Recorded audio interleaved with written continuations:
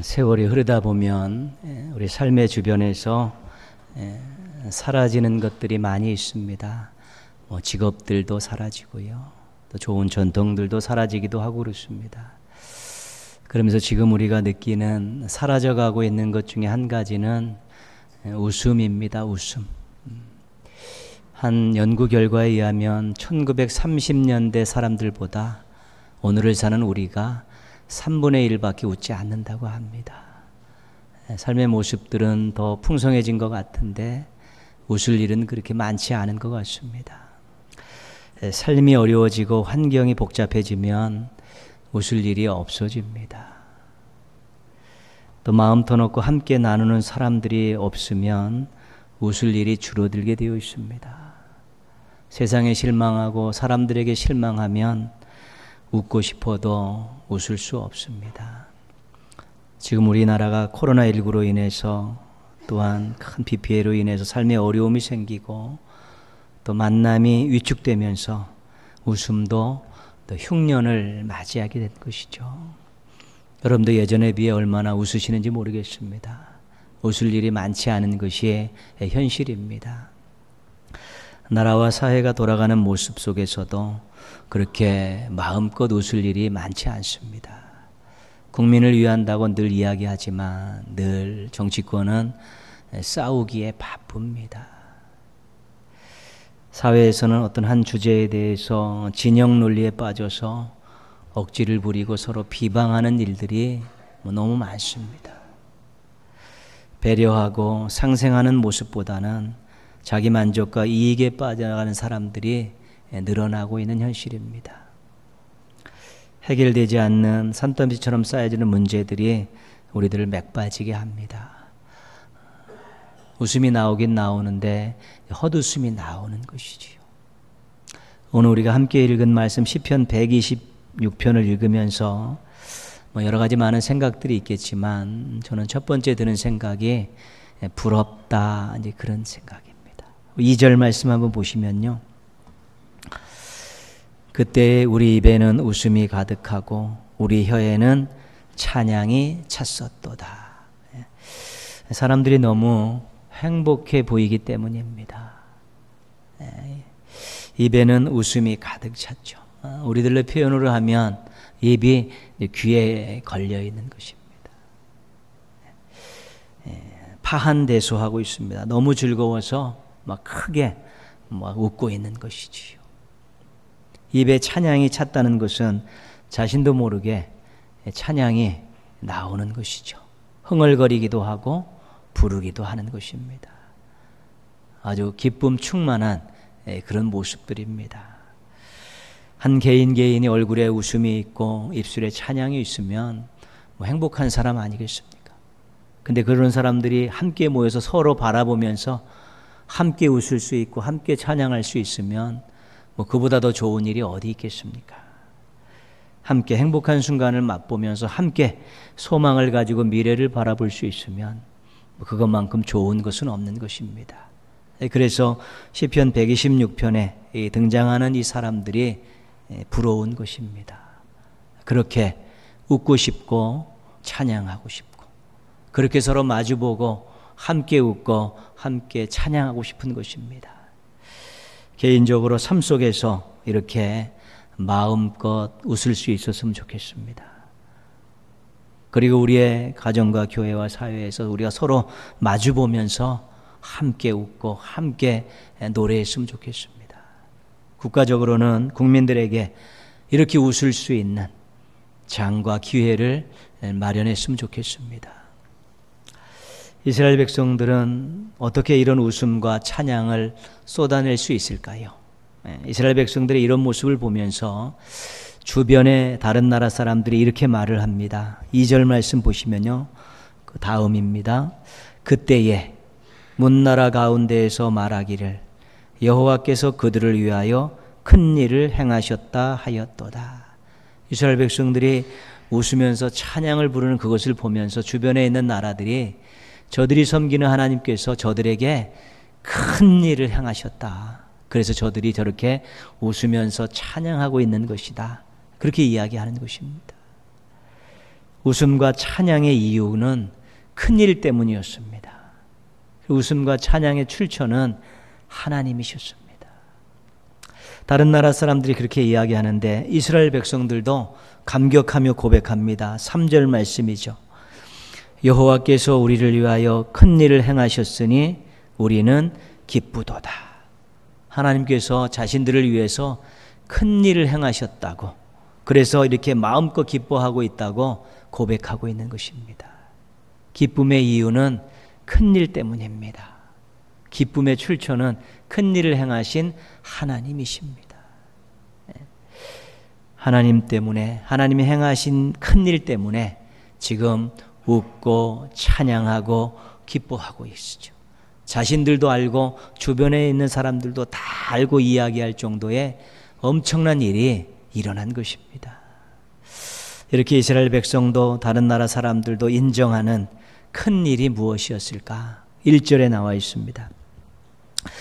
여호와께서 시온의 포로를 돌려보내실 때에 우리는 꿈꾸는 것 같았도다. 포로라는 말이 중요하죠. 이스라엘 백성들이 나라가 망해서 포로로 잡혀간 것입니다.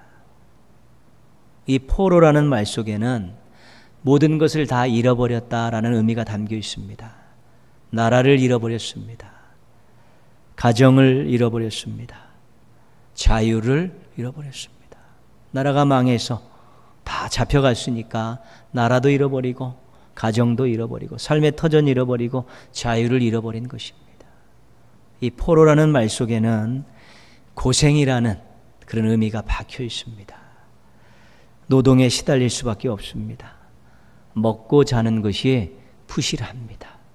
그리고 왕따를 당하고 폭행을 당하기도 하는 것입니다. 지질이 고생입니다. 이 포로라는 말 속에는 위험이라는 뜻이 담겨 있습니다. 그 나라의 통치자에 의해, 관리자들에 의해서, 그 나라의 국민들에 의해서 얼마든지 위해를 당할 수 있는 것입니다. 통치자가 전부 죽이라 하면 죽일 수 있는 것이고, 관리자가 어떤 꼬투리를 잡아서 해를 끼칠 수 있고요. 그 나라 국민들, 강대국의 국민들이 정말 기득권을 가지고 함부로 취급하면 취급당할 수밖에 없는 것입니다. 그래서 정말로 잃어버리고 또 지질이 고생하고 위험한 상황 가운데 있었는데 하나님께서 돌려보내주신 것입니다. 다시 조국 땅으로 돌려보내셔, 다시 고향 땅으로 돌려보내신 것입니다. 그래서 잃어버린 것을 다시 찾고 고생을 면하고 위험의 순간에서 구원받은 이 포로에서 다시 돌아오는 이 사건이 하나님께서 행해 주신 큰일이었다는 것입니다.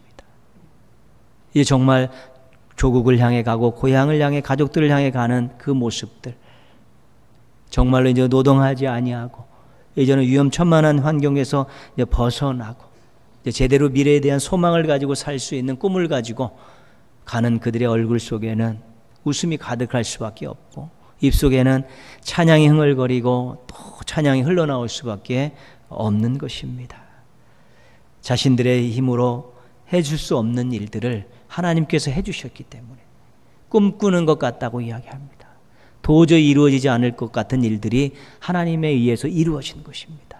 자신들이 죽었다 깨어나도 할 수 없는 일들을 하나님께서 해주셨기 때문에 꿈꾸는 것 같은 모습으로 막 꼬집어가면서 웃고 찬양하고 기뻐하면서 함께 얼싸안고 그렇게 하나님이 해주신 큰일 때문에 행복한 모습들을 보이고 있는 것입니다. 회복의 은혜도 있었지만 새로운 삶과 새로운 기회를 주신 것입니다. 이제 고국 땅에 가서 새로운 인생들을 펼쳐라. 이제 조국 땅에 가서 새로운 역사를 써라. 하나님께 주신 그 큰일 때문에 정말 웃고 찬양하고 기뻐하고 소망을 갖는 행복한 모습들을 오늘 우리들이 말씀을 통해서 확인한 것입니다. 우리가 섬기고 우리가 믿고 따르는 하나님은 위대하신 분입니다. 그렇기 때문에 위대하신 하나님은 언제든지 큰 일을 행하실 수 있는 분입니다. 우리들이 할 수 없는 일들을 해주실 수 있는 것이고 우리의 힘으로 감당할 수 없는 일들을 해결해 주시는 분이고요. 우리가 정말 크게 웃고 노래를 부르고 찬양하고 마음껏 기뻐하고 소망을 가질 만한 그런 큰 일들을 언제든지 해주실 수 있는 분입니다.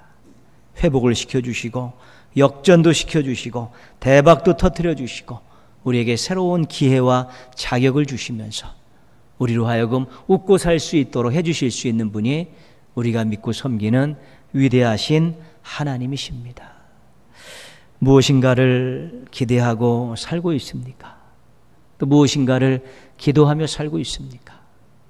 그러면 위대하신 하나님을 철저히 믿고 의지하십시오. 그리고 큰 일을 행해 주시옵소라고 하나님께 간절히 간구하십시오. 시편 146편 5절은 이렇게 선포합니다. 야곱의 하나님을 자기의 도움으로 삼으며 여호와 자기 하나님에게 자기의 소망을 두는 자는 복이 있도다.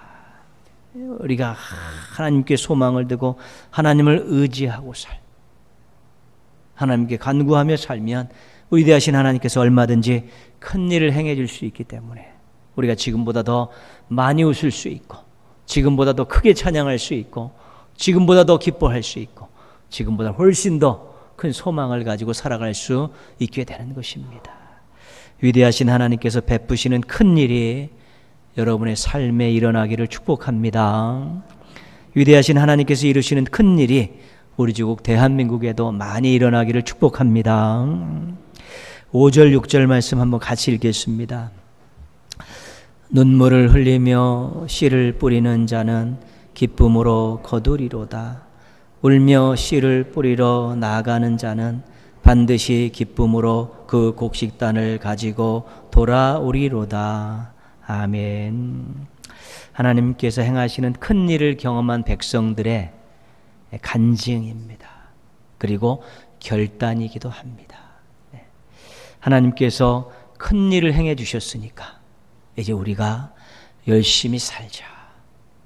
우리가 정말 열심히 노력하며 살았더니 하나님께서 거기에 부응하는 또 새로운 열매를 주셨습니다라는 그런 결단이기도 하고 간증이기도 한 것입니다. 눈물을 흘린다는 것은 힘들어서 흘리는 거 아니겠습니까? 눈물을 흘리면서 씨를 뿌린다는 것은 어렵고 힘들어도 성실하게 자기 일들 감당한다는 것입니다. 어렵고 힘들어도 소망을 가지고 자기의 삶에 충실한다는 것이 울며 씨를 뿌리는 것입니다. 이스라엘 백성들이 하나님께서 큰 일을 행해 주셨습니다. 이제는 고국 땅에 돌아가라. 너희들이 이제는 해방이다. 자유를 주겠다라고 하나님께서 큰 해방이라는 큰 일을 이루어 주셨습니다. 그들이 그런 일들이 조금씩 진행되는 가운데 이제는 돌아와서 성전을 짓고 개혁을 하고 성벽을 짓는 그런 일들을 했죠. 근데 그런 일들이 만만치 않은 일들입니다. 항상 반대자들이 있었고 회방꾼들이 있었습니다. 왜냐하면 그것들이 지어지고 그것들이 변화되는 것에 있어서 자기가 손해나는 사람들이 있기 때문에 항상 반대하는 것입니다. 그래도 지도자들을 중심으로 정말 열심히 땀 흘려서 수고하면서 그런 일들을 잘 감당했습니다.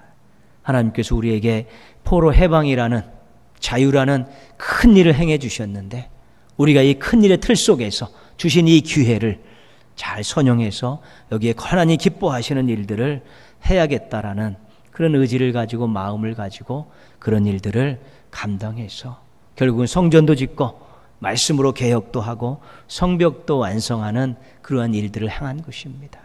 하나님께서 해방시켜 주시고 포로에서 돌아오게 하시고 성전도 지어주시고 개혁도 해주시고 성벽도 쌓아주시지 않습니다.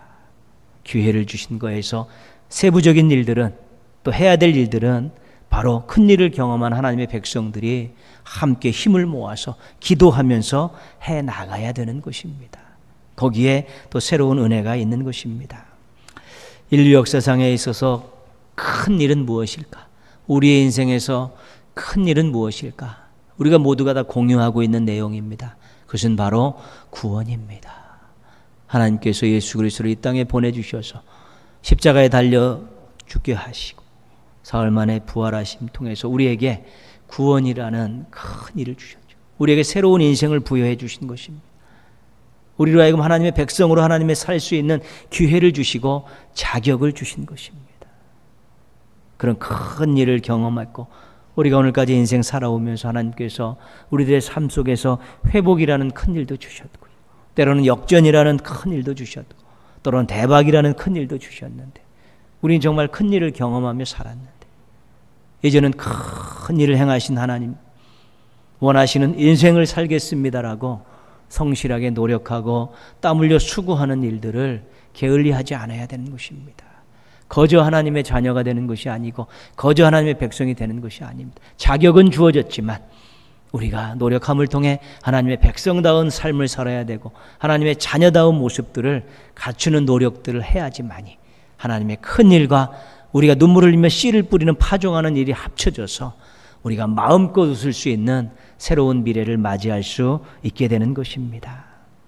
어떻게 되겠지라는 막연한 삶은 신앙인들의 삶의 모습이 아닙니다. 어떻게 되는 것이 아니라 어떻게 만들어갈까, 어떻게 해야 될까를 고민해야 되는 것입니다. 그냥 이렇게 살겠다는 안주하는 삶은 거부해야 되는 것입니다. 신앙의 안주는 후퇴하고 똑같은 것입니다. 은혜만 받고 살겠다는 이기적인 삶은 곤란합니다. 매번 기도하는 내용들이 달라고, 은혜만 달라고, 좋은 거 달라고, 도와달라는 그런 기도에만 머물러 있으면 정말 마음껏 웃을 수 있는 새로운 미래를 맞이하기가 어렵습니다. 하나님 이제는 헌신하며 살게 해주시고, 이제는 봉사하며 살게 해주시고, 섬기며 살게 해달라고, 이제 전도하며 살게 해달라는 적극적인 그런 기도 제목도 가져야지만이 우리가 정말 하나님의 은혜로서 큰 일을 행하신 하나님께 기쁨을 안겨드리는 삶을 통해서 우리도 마음껏 웃을 수 있게 되는 것입니다. 받은 은혜만큼 열심히 살아야 합니다. 경험한 큰 일에 걸맞는 목표를 가지고 노력하는 삶을 살 수 있어야 되는 것입니다. 큰 일은 하나님께서 하시지만 파종하는 일은 우리가 해야 되는 일인 것입니다. 그래서 거기에 놀랍고 아름다운 일들을 통해서 우리가 마음껏 웃고 찬양하고 기뻐하며 소망을 갖는 일들을 더 많이 경험할 수 있게 되는 것입니다. 지금보다 훨씬 더 생명력이 있고 의지와 열정을 가지고 사는 멋진 성도들, 강한 성도들, 하나님이 기뻐하시는 성도들 되시기를 주님의 이름으로 부탁드리겠습니다. 어제는 75주년 8.15 광복절이었습니다. 이 나라가 일제강점기에서 해방된 것은 하나님께서 행하신 큰 일입니다. 성경에서 출애굽 사건, 또 출바벨론 사건은 이 구원의 역사이고 해방의 역사입니다. 그런 것과 더불어서 이 나라에 해방을 주신 것은, 광복을 주신 것은 하나님께서 행하신 큰 일이라고 할 수 있습니다. 우리가 늘 그거 기억할 수 있어야 되는 것입니다. 주변의 강대국들이 어떤 역할들을 감당해서 이루어진 광복이고 해방인 것 같지만 이 온 인류의 역사를 주관하시고 나라들의 흥망성쇠를 주관하시면서 지도자들의 마음을 언제든지 뒤바꾸실 수 있는 우리 위대하신 하나님께서 행하신 위대한 일, 큰 일이 바로 광복이고 해방인 것입니다. 그러나 아직도 풀리지 않은 많은 일들이 산적해 있지 않습니까? 친일 청산하는 문제, 위안부 문제, 독도 영유권 문제, 이런 일본과 관련된 이런 문제들이 아직도 많이 있습니다.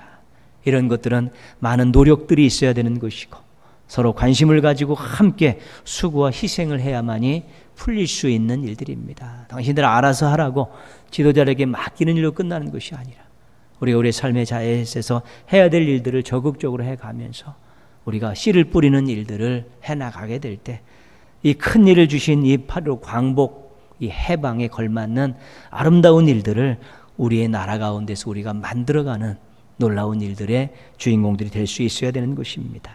이것이 우리들이 눈물을 흘리며 씨를 뿌려야 해야 될 아주 중요한 일입니다. 6.25 전쟁이 끝난 지 70년이 지났습니다. 전쟁에서 나라가 망하지 않은 것 하나님께서 행하신 큰 일입니다. 역사적으로 전쟁을 통해서 망한 나라들이 얼마나 많은지 모릅니다. 그리고 잿더미 위에서 우리가 다시 일어설 수 있었던 것 하나님께서 베푸신 큰 일입니다. 주저앉지 않고 다시 일어나서 세계가 놀랄 만한 그런 성장의 역사를 이룩할 수 있었던 것 하나님 행하신 큰 일입니다. 그러나 한반도는 아직 종전이 선언되지 않았습니다. 평화협정이 체결되지 않았습니다. 비핵화가 실현되지 않았습니다. 여전히 전쟁터이고 언제든지 총성이 울리고 폭탄이 터질 수 있고 핵이 터질 수 있는 그런 위험지대에 우리가 살고 있는 것입니다.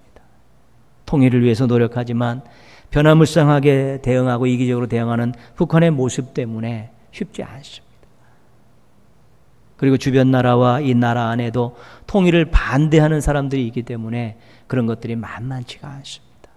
그래도 우리는 통일을 위해서 이 나라의 이 한반도의 평화를 위해서 울며 씨를 뿌리는 파종하는 일들을 우리가 해야 되는 것입니다. 나라 민족을 위해서 기도하고 우리의 마음속에 원수된 그런 감정들을 내려놓고 또 대화하고 교류하면서 한 민족이 함께 어우러져 살겠다고 북녘 땅에 무너진 여호와의 제단이 수축되면서 함께 신앙 안에서 세계의 복음을 전하고 세계를 하나님 나라로 갖고 가는 일들을 하겠다는 꿈을 가지고 우리가 눈물을 흘리면서 또 통일을 위해서 씨를 뿌리는 이 일들을 멈출 수가 없는 것입니다. 역사와 전통을 자랑하는 지역 갈등 문제는 지금도 계속되고 있습니다. 그리스도 안에서 하나됨을 경험한 한국교회와 성도들이 풀어야 될 숙제입니다. 양극화 문제 그렇습니다. 자신 것을 내놓지 않는 한, 불의한 방법을 동원해서 무엇을 갖겠다는 그런 태도를 버리지 않는 한 계속될 수밖에 없습니다. 그러나 초대교회 정신처럼 유무상통하고 서로 돕고 나누고 섬기는 그런 모습들이 있을 때만이 이것이 해결될 수 있는 문제이기 때문에 실은 이러한 문제들은 전부 하나님께서 교회와 성도들에게 눈물을 흘리며 씨를 뿌리라고 주셨던 그런 일이기도 합니다. 여러 가지 이유로 행해지는 이 차별 문제도 쉽지 않습니다. 사람이 사람 대접받지 못하고 사는 것은 하나님 절대로 원하시는 일이 아니기 때문에 이런 부분들도 우리가 정말 어려움이 있어도 풀어나가야 될 그런 일들이고 뿌려야 될 씨인 것입니다. 우리나라의 정서를 가장 잘 담고 있는 고유의 노래는 아리랑입니다. 아리랑. 이 민족은 아리랑을 부르면서 역사를 살아왔고요. 삶의 모든 부분들을 아리랑을 부르면서 이겨왔던 민족입니다. 1896년 고종의 외무 특사였던 헐버트 박사가 그의 논문에서 이렇게 기록하고 있습니다. 아리랑은 한국인에게 쌀과 같은 존재이다. 어딜 가더라도 들을 수 있다. 이 노래를 즉흥곡의 명수인 한국인들이 끊임없이 가사를 바꿔 부를 수 있도록 만들어졌다. 그러나 후렴구는 바뀌지 않는다. 그가 외국인의 눈으로 볼 때 한국인은 아리랑과 함께 살았다는 것입니다. 가사를 바꿔가면서 그 시대에 맞는 힘을 얻고 어려움들을 극복하는 일들을 행했다는 것입니다. 후렴구는 바뀌지 않는다. 이 후렴구 마지막 후렴구가 뭡니까? 아리랑 고개를 넘어간다입니다. 이 고개가 고난이고 순환입니다. 고난을 극복하고 순환을 이겨낸다는 의미가 아리랑 고개를 넘어간다는 것입니다. 흥선대원군이 경복궁 건축을 했습니다. 재원을 마련하기 위해서 당백전이라는 불의한 방법을 동원하기도 했고 정말 많은 백성들을 노동에 몰아붙였죠. 전국에서 그런 자재들을 가지고 고개들을 넘어가지고 이것이 한양 땅으로 다 운반하는 이 엄청난 일이 있었습니다. 엄청 힘든 이 일을 그 고된 노동 속에서 이 노동자들이 백성들이 아리랑 노래를 부르면서 이겨낸 것이지요. 흥선대원군도 또 아리랑 노래 대회를 해서 백성들로 하여금 그것을 부르면서 그 노동의 불평들을 잠재우는 일을 한 것입니다. 일제강점기 때 문화말살 정책이 있을 때 민족 자긍심을 불러일으키는 노래가 아리랑이었기에 그것들을 부르면서 버텨냈습니다. 1930년대 천연두가 나라를 덮쳤을 때 종들을 막고 천연두를 이겨내자라고 가사를 바꿔서 부르면서 그 어려움을 극복해냈습니다. 나라를 잃고 떠들던 동포들이 광복군 아리랑, 북간도 아리랑을 부르면서 독립운동을 했습니다. 1991년 지바에서 열린 세계 탁구 대회에서 남북 단일팀이 우승했을 때 애국가 대신 우리 아리랑이 연주된 감동적인 역사도 있었습니다. 이 민족은 아리랑 노래를 부르면서 자신들을 세웠습니다. 이 노래를 부르며 고된 노동을 이겨냈고 이 노래를 부르면서 나라를 위해 싸웠고 이 노래를 부르면서 국난을 극복했습니다. 모두 함께 노력하는 삶의 모습으로 나라를 지키고 발전시킨 것이지요. 이 노래를 부르면서 힘을 내서 노동하고 나라를 지키고 독립운동을 하며 어려움들을 잘 이겨내고 버텨낸 것입니다. 노래의 힘이 그렇게 큰 것입니다. 노래 하나로 버텨왔던 민족이라고 이야기할 수 있습니다. 그런데 하나님께서 이 민족에게, 이 나라에 복음을 주셨습니다.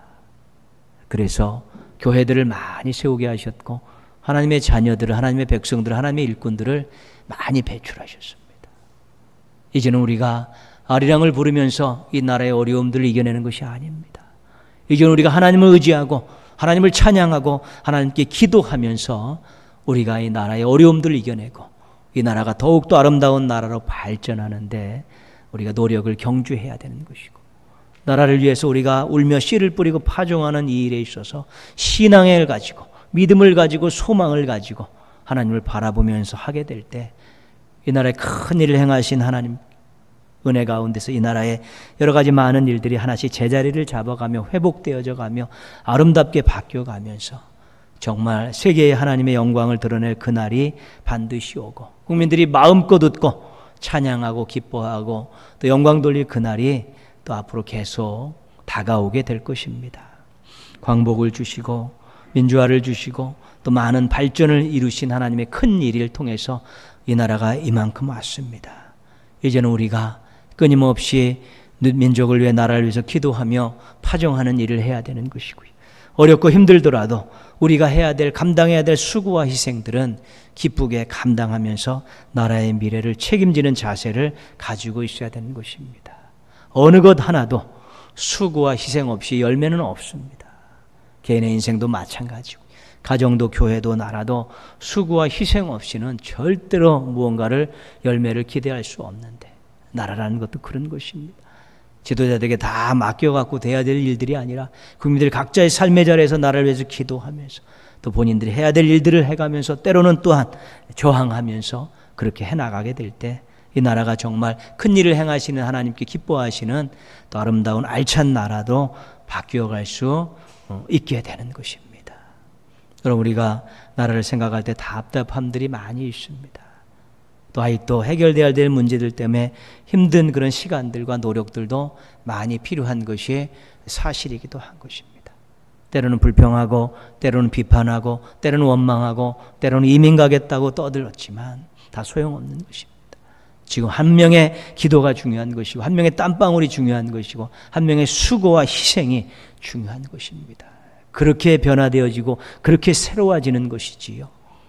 어떻게 막연한 기대 가지고 되어지는 일들이 아닌 것입니다.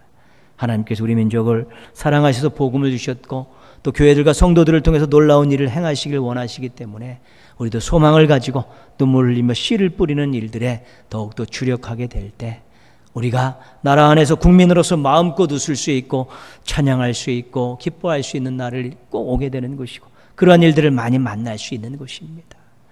또 그러한 또 생각을 가지고 살 때 우리의 삶의 자리에서도 하나님 주시는 작은 기쁨들과 또 노래들과 또 웃음들을 또 우리가 경험하며 살 수 있게 되는 것입니다. 큰일을 경험한 한국교회와 성도들이 눈물을 흘리며 파종하는 일에 힘을 써야 합니다. 교회 밖에도 더욱더 관심을 가지고 또 나라 민족의 사회를 위해 또 사람들을 위해서 우리가 또한 해야 될 일들을 하며 살아야 되는 것입니다.